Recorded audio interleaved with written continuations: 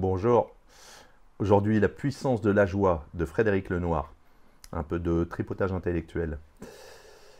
Dans l'essai philosophique, Lenoir souhaite mettre en avant la joie comme émotion profonde distincte du plaisir et du bonheur. Il la décrit comme plus intense que le plaisir, plus concrète que le bonheur et liée à notre puissance vitale.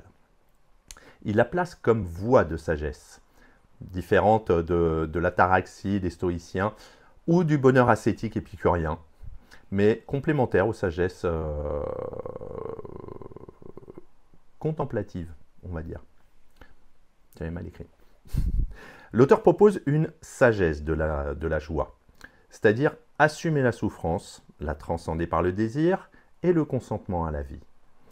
Il puise dans les traditions diverses, Chuang Tzu, désolé pour la prononciation, Spinoza, Jésus ou Friedrich Nietzsche, et dans la philosophie indienne et bouddhiste. Selon lui, la joie est un état possible si l'on suit certaines attitudes et certaines pratiques. Donc, définition et distinction clés. Le plaisir, c'est la satisfaction immédiate, éphémère, comme manger et boire. Le bonheur, c'est un état plus stable, résidant dans la vie intérieure autant qu'extérieure. Et la joie, c'est l'émotion intense, plus durable que le plaisir, liée au sentiment d'être pleinement vivant. Il distingue également joie passive, donc qui est issue d'un événement extérieur, et joie active, produite par notre propre vie intérieure, comme la joie de vivre. Donc quelles sont les sources et les leviers de la joie? Tout d'abord le progrès et l'épanouissement. Pour Spinoza, la joie naît de l'expansion de notre puissance. Ensuite, on a l'attention et la présence, c'est-à-dire vivre pleinement l'instant présent, comme un enfant. La gratitude, exercer une reconnaissance quotidienne. La bienveillance et l'ouverture du cœur, c'est-à-dire accueillir l'autre, être vulnérable.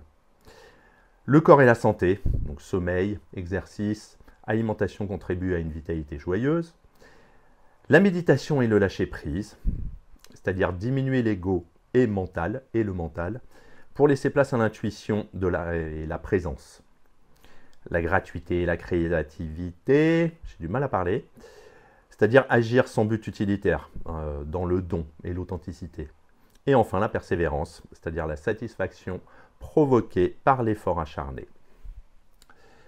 Donc, une fois encore, 3 formes de joie: joie de vivre, joie d'être soi, joie relationnelle. Bon, joie de vivre, on va le dire quand même, c'est le fondement même de l'existence.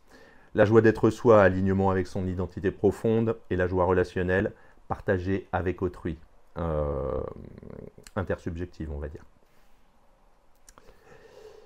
Donc, si on analyse le livre, Frédéric Lenoir présente une voie intermédiaire entre ascèse et consumérisme, entre ataraxie et bonheur superficiel. Et son écriture mêle philosophie classique, psychologie et spiritualité laïque. Il s'adresse au lecteur en quête d'un équilibre vital. Il replace la joie comme puissance intérieure, non comme simple plaisir, soulignant sa dimension créatrice. Les forces du livre, c'est une approche intégrative, philosophie, psychologie, spiritualité.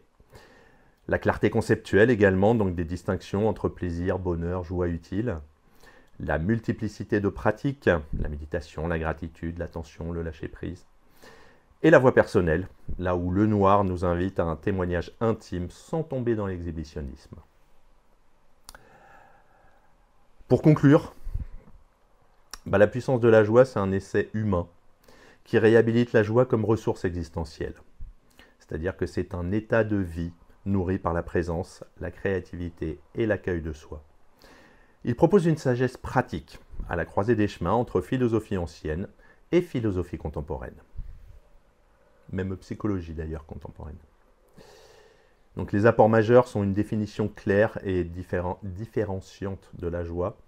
C'est une tactique progressive, c'est-à-dire le lâcher-prise, la présence, la gratitude, l'effort et les relations régénératives d'ailleurs.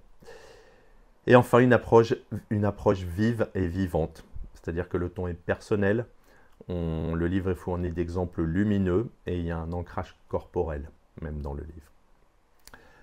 Donc pour conclure, c'est un bel itinéraire intérieur.